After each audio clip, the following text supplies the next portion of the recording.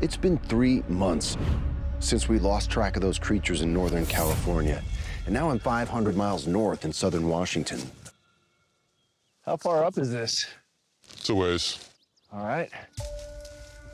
A trusted source of mine within the timber industry gave me the name of a timber scout who found something deep in the woods. Fearing professional repercussions, Bryce has agreed to hide the witness's identity in exchange for being shown this new finding. Pretty thick in here. Just a few months ago, Bryce and the team discovered a cluster of nests in Northern California over 500 miles south of his current position. Bryce believed that these nests confirmed they were on the trail of a possible Bigfoot family, including a juvenile Bigfoot. Bryce theorized that the creatures that made those nests might be heading north, but the trail went cold for months, until now. This witness could hold the key to confirming Bryce's theory. It's right here. Oh, crap. Yeah. Look at that thing. Look at how these things are woven. I gotta tell you, I was completely blown away by this. Yeah, I can still sort of catch that odor. This thing was still fresh. I mean, it reminded me of the nest that Maria showed to Russ and me in Northern California. Hey, you guys. And to me, nests mean one thing, Oh, crap. Look at that. and that's families Oh of my- Bigfoot.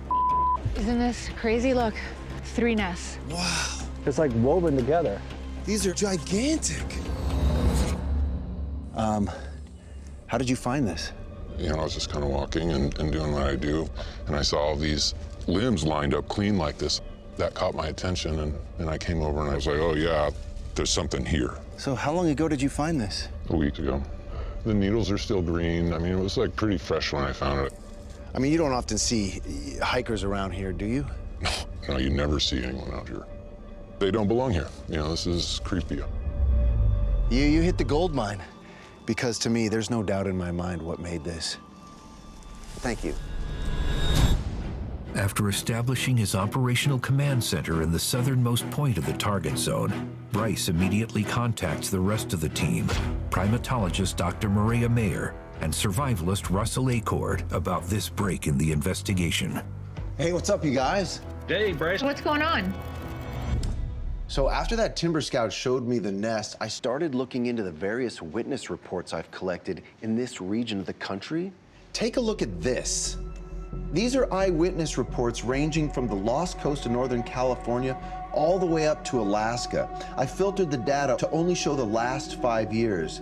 Did you guys notice anything? From the Lost Coast up to southern Washington, looks like a highway. It's really concentrated there. Right, there seems to be this obvious migration pattern, but once you get to Washington, take a look at this. All that changes. The data starts to scatter. It's kind of weird because it's highly concentrated from like the Lost Coast all the way up, but they split off right there in Washington. That's kind of odd. Where's Right? that nest that he showed you in reference to the split? Yeah, that's a good question, Russ. That actually blew my mind. So the nest that scout showed me took place right here, right in the heart of the fork.